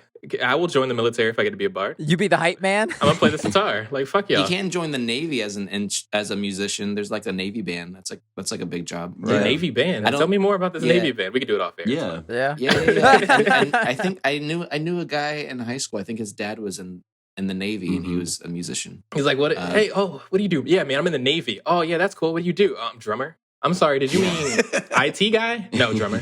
Yep. No, my high school drama teacher was like, or our drama director, because he wasn't a teacher, but his full-time job was like just being in the Navy and being in like the choir that would like go around and like sing stuff. Shit, Like bro. just singing the national anthem in America the Beautiful all the time. So basically, what you're telling me is the bard class still exists. Okay, dope. Nice, nice, nice. Yeah, for sure. It's out there. Alex can be wizard. Yeah. I'll be bard. They might not bring you along to like, Fallujah, Iraq, but I don't know. You Fair. can volunteer. Like I want to go sing in the middle of battle. In the middle of battle. Gotta hype them up, bro. They need it. Yeah. Same thing in that same town with the umbrella boy. Apparently, 100 lives to plant some fucking palm trees. They're What the fuck? sacred. Mm-hmm. They're palm trees. Fuck them kids. They're sacred. Did you see that land? The fact that there's even 20 trees is ridiculous. They torched those Mhm. palm trees Right. though. I didn't know until the credits that was Javier Bardem. Oh, yeah? Yeah, I completely didn't recognize him for some reason. I don't know why it was. Because but he I was wearing like, that "Oh, stupid shit, fucking suit with the That hat was thing. him. Mm-hmm. All right. I like that they Mm. spit as a greeting. I think we should bring that back. Yeah, Just that was spit. hilarious. Yeah, like, and then they all like spit in a cup, and then one of them can take a drink. Like, oh, Yeah. Ugh. I mean, that was one thing That's that rough. when we were talking about the trees and stuff, it was kind of showing that dichotomy of like these people are thirsty for water and need water, whereas these people are wasting Mhm. water on some stupid fucking trees in the Some middle of the damn trees. desert. Mhm. So yeah, that was kind of showing like the whole ethical dispute of like these people are very much using. That's a good point. Yeah. like what? How did he justify it though? Because Paul was like, "Oh, we can just tear him out." Like Paul, like he Yeah, said the right thing. save the like, water. Oh, like let's Right. just tear him out. Right. Yeah. And then the guy said, "No, no, no." He said they're sacred, I think he just said because they're sacred. Yeah. and he Mhm. says that they don't survive without me. To who? Right. We just got here. Who are they sacred to? Mhm. I mean, we use Christianity to kill a lot of people. I mean, He was just waiting for the Harkonnens to get back. That's their favorite palm trees. They really wanted to burn I was them. they proceeded to burn them down. Those was in on that weird plan. fuckers. It God, was they're gonna so look really cool to burn it in slow mo, so they had to keep them for the shot. Also, like, dude, can we talk about like the whole betrayal thing? Like the doctor, he was like maybe Buddhist That kind dude. of thing, and then like he knew, like, okay, whenever your wife or Yes. significant other gets captured by a PSA. clearly nefarious figure, you just gotta let that go, bro. Yep, you she's dead. There's no fucking chance that this guy's ever gonna honor the deal he makes with you. Like, why would you ever? Again, that's why believe it's that? because it's an old book, so the tropes are like there. So it's like, yeah, no shit, he's killed her already, and he's Right. like, I said I would reunite you, and I was like, well, he's dead now. You saw it in his eyes too. As soon as he was like, yeah, sir. So, yeah, you said you were gonna, oh man, I fucked up, didn't I? It's like, if you know that that's the situation, you should go to like Papa Atreides there and be like, listen, they got my wife. They want me to betray you. Why don't we set a Right. counter trap for them? Yeah. Would work out better for you. I don't know. He wasn't exactly Yeah. thinking on his feet. Let's be real. No. Yeah, it was pretty bad. But it was a clutch move though that he replaced the tooth. That was a pretty clutch move. He's Was like, it hey, clutch? Homeboy survived. Yeah, if it fucking worked, Killed he should have everybody put else, all of his. He should have just replaced every single one of his Yeah, teeth. give him a couple of those teeth at least. Just crunch them all down at the same time. Give him a whole damn pack of gum. I was kind of mad how I was mad how fast that happened. You ever try to eat more than one, like a whole pack of gum? You can't chew that shit. Your jaw is He's got a killing bunch of me. chiclets in You his try mouth. to eat more than one Bubba Max. You can't- The Baron is just like, what is he? Over. What is he doing? It was funny. Like he bit down that tooth in the most like I hate you kind of way. Like he is like Crunch, motherfucker. I would have done it too. I just wasn't expecting him to die that quickly, dude. Like they were just like, "Hey, by the way, Yeah. I'm betraying you. Here's a tooth. Use it. It'll be your last breath, but it'll be super cool when you do it." And he was like, "Okay." And then like 2 minutes later, he was like, "I'm ready. I'm ready to die." Yeah. Okay. He also sure. took the time to take all of his clothes off and put him in I was that about to chair say at also, some why point. was he naked? I don't know. Just full I mean, humiliation. Oscar Isaac's also kind of hot. But, let's be real. I mean, yeah. Thirst It trap. was just funny. Harkonnens were just trying to flex on him so hard. Like, oh, you got a nice kitchen, bro. I'm eating your cheese right now, bro. He was just I gotta eating. doubt my was dick this, out, was this though? your Come on, leftovers man. from your dinner tonight? Hey, guess what? I'm eating it right now. A little I'm gonna just underseasoned. take this quick I little bet oil you were bath. really and looking then I'll forward be to good this go. tomorrow night. I bet you were really looking forward to putting this in the microwave and having it tomorrow. Well, guess what? It's mine now. I'm eating it. It's in my belly. Yeah, What how does kind that of feel? monster? I would have killed that motherfucker too. You cook my Right. leftovers, bro. Break that tooth. Fuck you, idiot. Oh, I guess my last thing is going back to the ending fight is do you think Zendaya, the reason in one of his visions Zendaya kills him, if that does come true, which it probably won't, but who knows? Is it because she killed homeboy, her friend, at the end? Because Paul killed him? I don't think so. I think everybody knew that that was the situation, right? Well, I say them the rules. Yeah, He I didn't mean- want to kill him. He said no, and then It's true. The Feel like strongest you gotta- leads, right? so Strongest mad. leads. No, they're gonna fall in love. They'll have little Right. Yeah. blue, green-eyed babies, and one of them's gonna be a witch. It's gonna be great. I feel like it's gonna be like it's visions misleading him, you know? I don't know. I don't Yeah. think that, I don't Yeah. think that she's actually gonna stab him like that, but maybe. Have y'all we've ever all seen That's So Raven? Raven? Yeah. It's never exactly how it goes. That's perfect. fucking good, dude. Yeah. That's great. Oh, that's great. And she's like, I can't let this vision happen. So then she, does all these things to try not to make the vision happen. The vision happens, but in a stupider way. That's exactly what's gonna happen. That's what this movie's gonna be. Yeah. That and I like how he they say when he gets his little ceremonial sword before that duel, Mhm. they're like, it'll be a great honor for you to die holding this. I was like, damn, Yeah, damn, pretty that's big. cold. And aren't those like teeth from the worms? Because who the hell is Yeah. getting Yeah. those teeth? How That's the fuck pretty do you get badass. those teeth? Who killed that worm? That maybe they just died. Jason Or Momoa. maybe just grab it and I don't run. know. They're desert powering it, like when they're riding it, they're also doing their dentist work at the same time. And it's like, you got to pull this one out, and then they just make a weapon out of it. Yeah. What happens when you're riding the worm and it goes underground though? You die. Fuck. Well, no, the Fremen are underground. Like they show that earlier. They have that tactic, so maybe they're just like cool with it. I don't know. That's cool. I don't know if you hit dirt with that much impact. I'm pretty sure that just murders you. That's That true. ain't- They that do ain't say the water. sandstorms can like cut metal. It's like, oh, yeah. Let's say, have you ever fallen out of a Yeah. helicopter into water? That shit's brick when you hit it. Right, yeah. Hey, you know what? We're gonna find out in part 2 because I bet he's gonna ride one. of them. Spoiler alert. He's I'll probably bet going to ride $100 fucking that he's more. going. I'll bet my entire savings that he's going to ride one. That he's gonna ride a worm. Joke's on you. That savings is looking skim. As they split into like part 2 of 3, and then he doesn't ride a worm until part 3. Oh, right. It's like shit. I just lost all my money. I'm excited for this. Like I didn't think I was gonna be. I thought it was gonna be a fine movie regardless, but I didn't think I was gonna be as interested in kind of the lore of this movie. And the lore might not actually be that dense, from what I'm Right. hearing, from what I've read and stuff. But I still think I'm gonna go ahead and read the book from. Yeah, kinda saying. I want to read. You're Yeah. gonna the book, spoil too. the movie before you see it? Oh yeah, I'm gonna do the same shit with fucking Attack on Titan as well because I can't wait. 2023 is a long way away, dude. Oh, true. Yeah, that's true. No, my last point on Dune is like, I just like how it was interesting how they flipped the script of like usually how sci-fi is like very not hands off religion, you know, like and usually sci-fi like in the future it's always like religion is barely even mentioned or touched.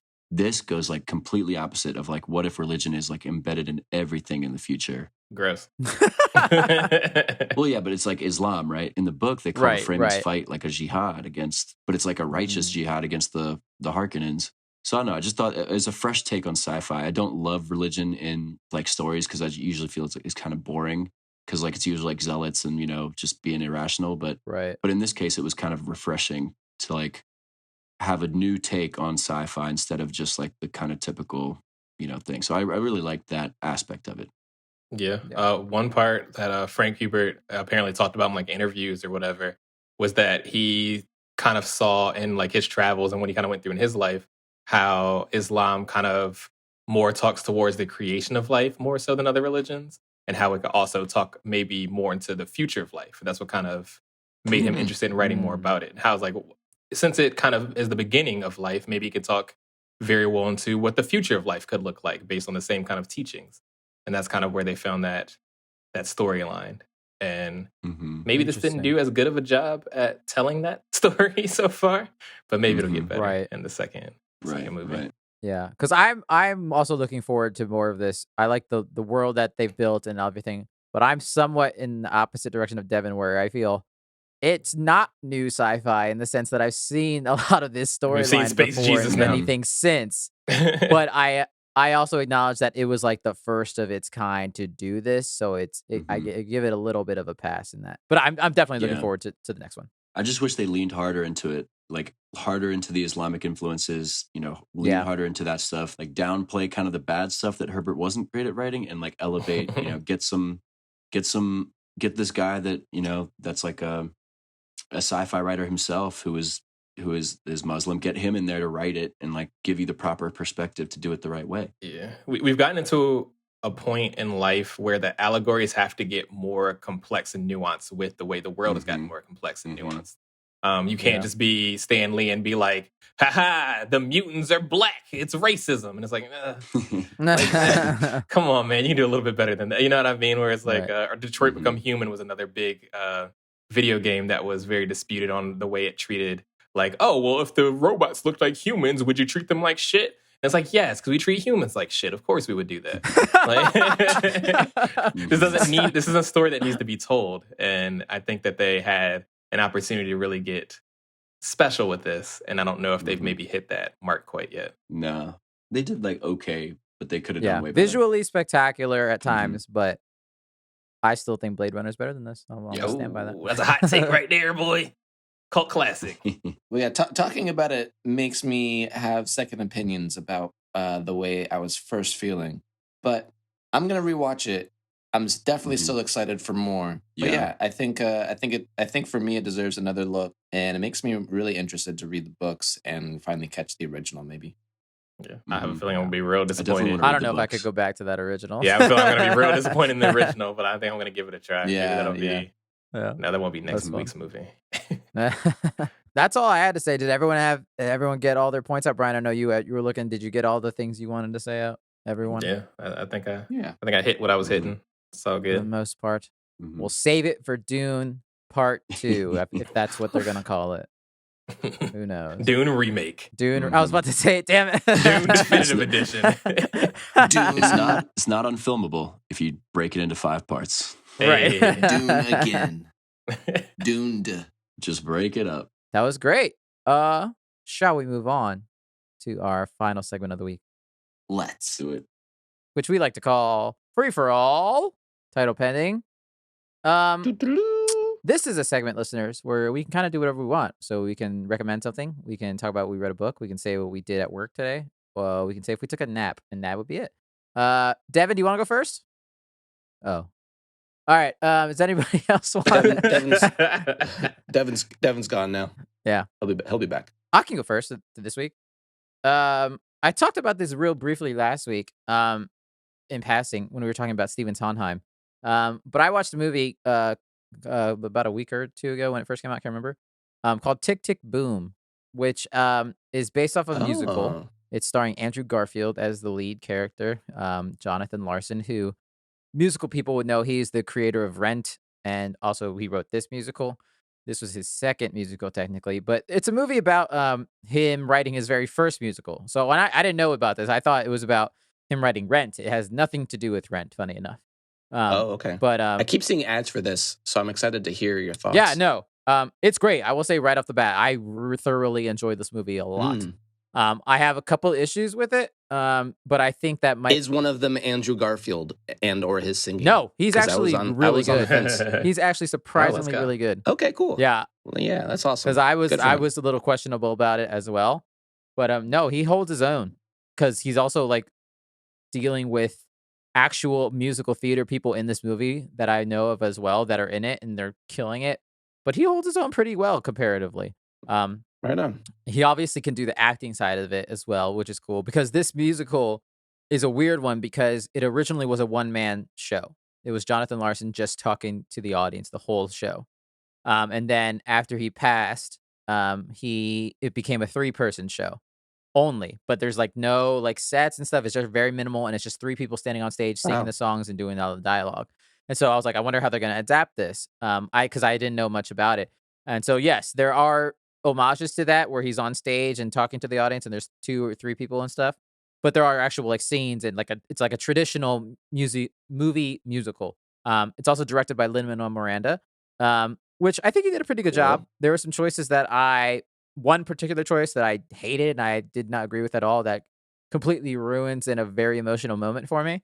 But other than that, it's pretty good. And I really enjoyed it, having not known much about the show or the music. And yeah, it's good. Because especially considering it's a Netflix movie. It's really, it's right. really entertaining. No, that's about it. I think Vanessa Hudgens is in it. She's fine. I'm not a crazy fan about her, but she's fine. But yeah, it's a good movie. I think if you enjoy musicals, obviously I think you enjoy it. But if you just like a good drama with songs thrown in, it's pretty good as well. The songs are pretty good. There's a couple ones that I'm like, meh. Mostly one that I didn't care for, but for the most part, it's a really good emotional movie. My criticism would be that because I researched into it afterwards, and I heard that the original take of it was more of like a self-criticism of himself, because since he was performing it, and obviously when he created this, he didn't know that he was going to die at such a young age. Because if you didn't know, he died when he was like 35 years old. Wow. Yeah, it's very tragic. He died either the day before or the day of Rent's very first off-Broadway performance. So he didn't even get to see it. Oh no. Yeah, it's like you can't write this shit. It's so weird. Yeah, so it's now become a weird kind of show in the fact that now it's more of like this man was a legend type of thing because he had such a tragedy in a way. Whereas his original writing of it was more of a self-reflection of how he kind of did some bad shit and trying to just focus tunnel vision wise on this very first musical he wanted to do.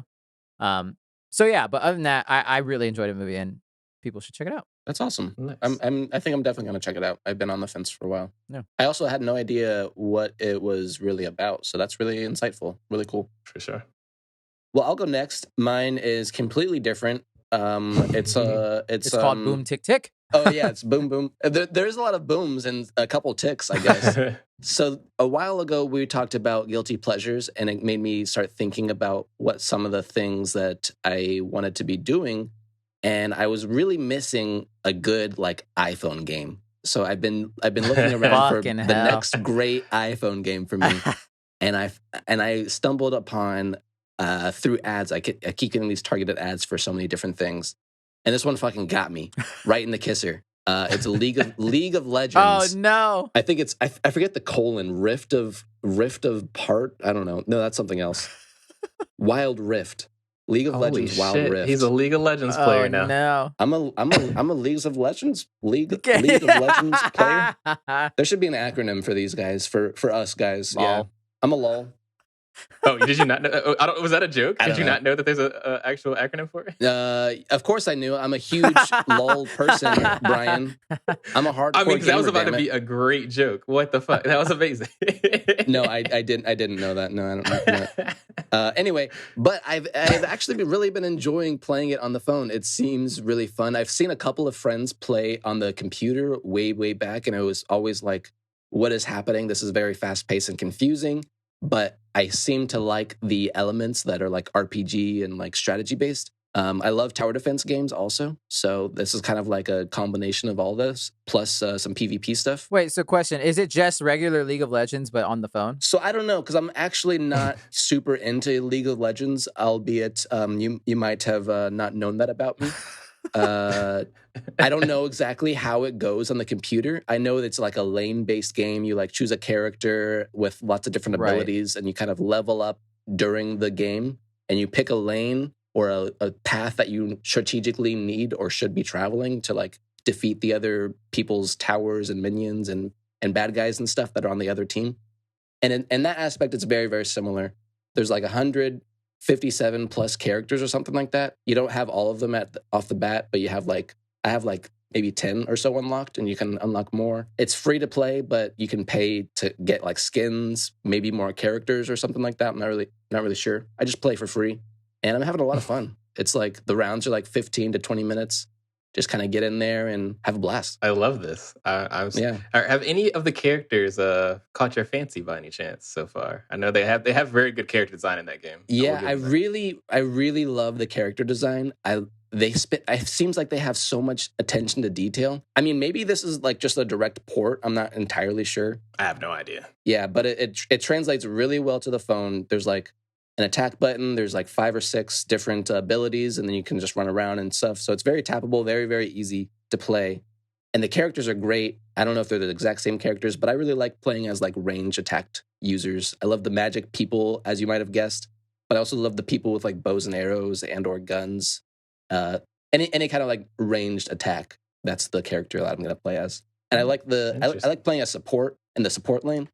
So anybody that's got range attacks with a little bit of healing, it's pretty cool. I love it. Yeah, man. Nice. Yeah, it's a lot of fun. Yeah, I was asking about the characters in particular because if you weren't aware, because League of Legends has been a pretty hot topic these days, they just Right. released a Netflix show that just finished up their first season a couple of weeks ago. Yeah, I haven't seen that. People love it. I think a lot of those characters in the show are definitely in the game. So I'm assuming it's all the same characters that are in all these things. Yeah, the Jinxes and the Vs and stuff like that. Like all of those characters are in the show. One of my favorites is Senna. She's pretty cool. See, I guess that's when wasn't Sure. aware of because I thought they just like because I knew there's like gods and shit. Like there's Zeus and Hercules and crap in those games, aren't there?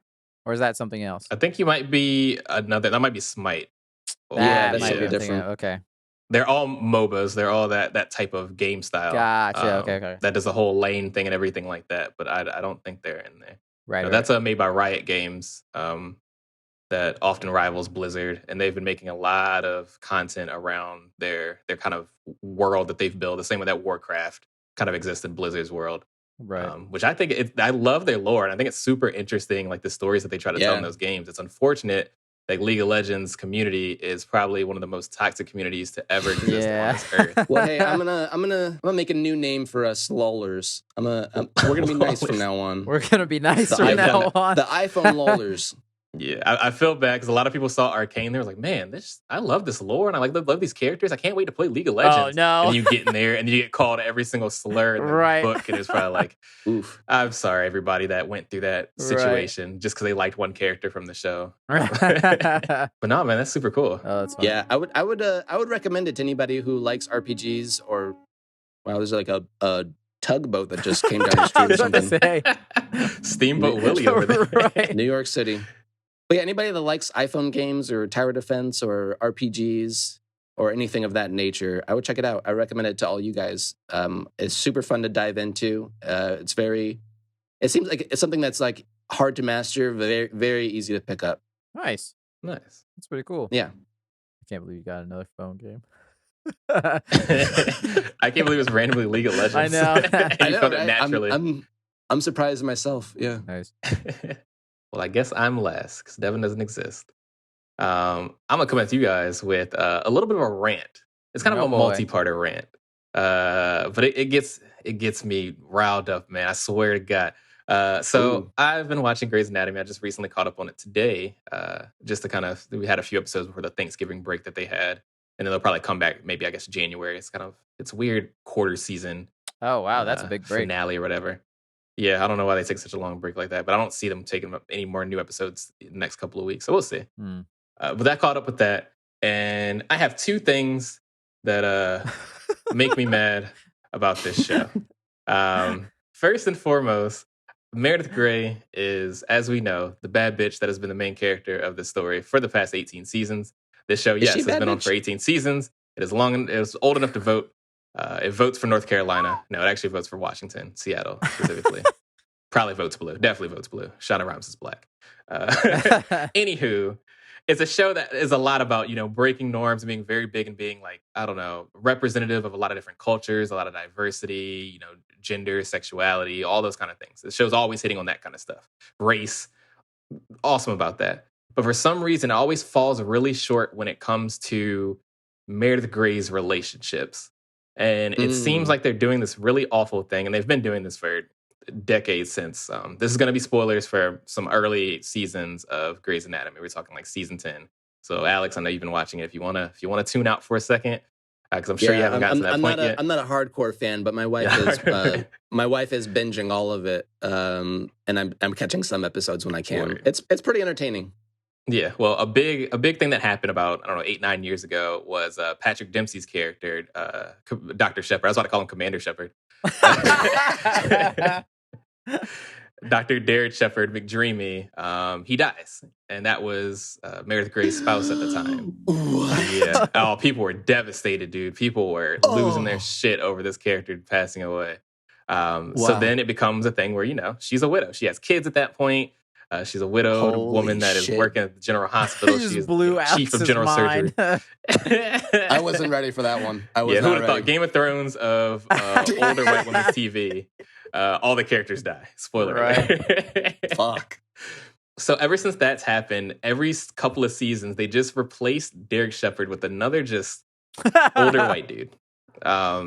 He's never really that interesting. He never really brings anything to the table. He's not amazing. He just kind of has stupid hair and says sweet nothings, and Meredith Grey just always falls for it every single time. That sounds just like her type, instantly falls into their lap. And it's like, you are the chief of general surgery. You own this hospital. You have 3 kids and you still doing the damn thing.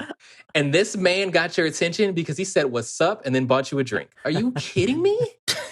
You are better than this, Meredith Grey. You deserve better than this. Most recently, they decided to reprise the character's role from season 14. Long story short, she didn't give Homeboy a kidney, but she did surgery on him, got him a new kidney. He had some shit going on, and he was like, "Oh, I like you." And she was like, "Nah, I can't. I'm not ready." Whatever. 4 seasons pass. It's 4 years now. This motherfucker comes back. Oh, boy. He comes back, and his hair is dumber now. He's got that he's got this the side cut, and then you kind of like Pidgeotto the hair for a white dude. It's a very popular white dude style. You do the volume at the top usually because you usually do the volume at the top because you're thinning at the top. He's got the Hawkeye haircut. Usually kind of spruce up your hair. Basically, yeah, basically, absolutely. Okay. It's kind of like that, and I guess he's a pretty dude, whatever. But he's so boring. He's so fucking boring. And all it is every time they show up on the screen is it's just them kind of like playing this weird dancing game of like, oh, like who's gonna like who? Like, oh, I'm not gonna give it up because I'm not a whore. And he's like, well, I'm not gonna give it up. Like, shut up and fuck. Who cares, dude? Doesn't matter. And it sucks because it just gets to the point where like every time I see her on screen, I'm like, well, it's time to give her another bad storyline Wow, where that she has sucks. to fall in love with another white What dude else that'll they gonna probably be gone do by for? the end of the It's season. been on for 20 years. Good Let this criminy. woman live her Wow. life, dude. I mean, that's the thing. She has another great storyline. She's doing like crazy research to like cure these, whatever the fuck. Right. Why do you need to water it down with? And I know it's a soap opera. It's so I get that's it. 100% But, why. like, there's so many other characters you can play with. Why do you have to play with her storyline when it comes to that? I don't know. That just makes me mad. So that's crazy. number one. Number two is a lot quicker. I just had to get that off my chest. I just hate the way they treat women of power Right. in media, Especially when period. it's written by a woman. Yeah, that's when it's written by a woman. That's unfortunate. Come on. And I don't think she's married. So if anyone's supposed to be like, a strong, powerful, single Right. woman, you would think it'd be Shonda Rhimes. Like, come on. Why are you Maybe playing this game? unfortunately she's writing to the target audience that's not That's as true. well endowed. Yeah. Which is sad, but possibly true. Yeah, I mean, with a show that's running 18 seasons, you kind of got to go towards the crowd if you want to keep relevant, or the show probably would have died. But I mean, I would argue you should be like writing these stories to like empower your audiences, hopefully. In a lot of ways, she does. Don't get I me would wrong. argue Okay. that you should write this show to end and just end it now. No, I enjoy episodes of that show, so it's fun. Go ahead. And then my second, it's not really a rant. My second thing is just that they have a crossover episode that happened this season with a spinoff show that I do not watch. And what show is that? Another spoiler alert for Station 19. I'm not going to say any names or anything mainly because I don't know any of them. I'll be real. I don't know a single character's name. But they did a little crossover episode, and then a very sad thing happens in the episode of one of the characters of that episode. And I'm not sure if that episode is in Station 19 or not. I kind of hope it is. I don't know if they show the same episode for both shows. Yeah, it's interesting. I think they probably just showed the aftermath. I don't think they showed the same thing though. Because they've done that in Grey's Anatomy where they had people like go off and do other things or like something happened to them on spinoff episodes and they never really talk about it. And, they Right. like you said, they talk about an aftermath or something like that in the main show, which I feel like that would kind of suck to be a Station 19 person. Yeah, because they actually did that. Yeah, in Station 19, we talked about that. One of the characters that died they showed his character in Station 19 and what happened to him, but they didn't show it in the actual show that he comes from. Yeah, that's Pissing weird. me off because I don't watch this show. Right. So don't do that. I mean, pretty that's disrespectful to how people like me. crossovers go. Like that's like all of like the Arrowverse, all those CW shows when they do crossovers. Like if you don't watch them all, Oh no. then you're gonna miss one. You're gonna miss something. So it's Oh, funny wow. that I have Grey's no Anatomy interest- is that Right, that for me. Yeah. I have no interest in firefighters, so I have no interest in Station 19. Right, like, no right. offense to firefighters, like the job is intense and whatever, but like I'm not. It doesn't have my heart the same way that Grey's Anatomy does. So everything I watch is Grey's Anatomy. Right. You know what I mean? Yeah. Like none of my favorite characters went over to that show or anything. The character that went over to that show from Grey's Anatomy was the character I cared about the least. So I see. I don't know. I didn't like that. interesting. Sorry to the people who maybe lost their favorite character or not. I don't know. I don't watch the show. It felt kind of sad. Everybody cried in the show, and I was like, "Oh, damn, that fucking sucks." All right. Anyways, Also, the dude that plays Meredith Grey's love interest, it's Scott Speedman. oh If really? you're The familiar dude with him? from He was from Underworld? Underworld. Yes. Yeah, he most recently played the dad in one of the most recent seasons of You, the third season of You. He is one of the people that live. okay. He's just one of what's his face's Penn Badgley's Oh my God. neighbors. He is just. He looks Right. just like Derek. He looks like the old. They look like the same person. They have picked at least 4 dudes since he's passed away, and every single one has looked That's just crazy. like a low budget, great value version. Wow, of Derek that's really Jenkins. funny. It's so disrespectful. Oh, that's And hilarious. they always act the exact same. They just act as smooth, debonair, because that's what he did in the show. He Yeah. just kept winning her over by saying sweet nothings. And now every guy has to do the exact same thing. And it's like, Wow. That's you hilarious. can't replace him. Like, stop trying. Right. Oh, that was good though. All right. Well, that's it for the show, everyone. You can email us at thefortressof@gmail.com. Fortress spelled F-O-U-R. Feel free to email us any questions or feedback you have about the show or any recommendations or anything we missed in our main topic that you want to yell at us about. Go ahead and do it there. You can also follow us on Twitter and Instagram, also at The Fortress of, and The Fortress of YouTube channel, The Fortress of, and just check out stuff there. Tell your friends, tell your family, tell your grandma, tell your cat. Tweet about it. Tell all your Grey's Anatomy fans to listen because Brian will share his thoughts forever about it. Absolutely. Yeah, thanks for listening, everybody. If you want to check me out, you can follow me on Instagram at Alex is an Alien. Nice. You can also follow me on Facebook at ITZ by the way. You can follow me on Instagram at ITZ_ by the way. And you can also follow me on twitch.tv/bythewayx. All right, thanks, Devin. Thank you, Brian, for the art. Thank you, Alex, for the music. Devin, we love you, man. We miss you. Hopefully, you'll be here soon. Also, you were in this episode. I take it back.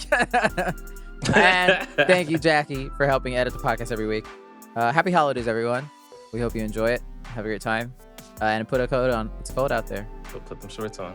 It's warm. It's warm out there. Ooh, the pressure. The amount of It was pretty cringe. warm today. I know, right? Unsurprisingly so. It's really weird. Weather. Wow. It's like climate change is a thing. I love it. I love living in LA. All right. Oh, yeah. We'll see you here next week in another episode of the Fourtress of...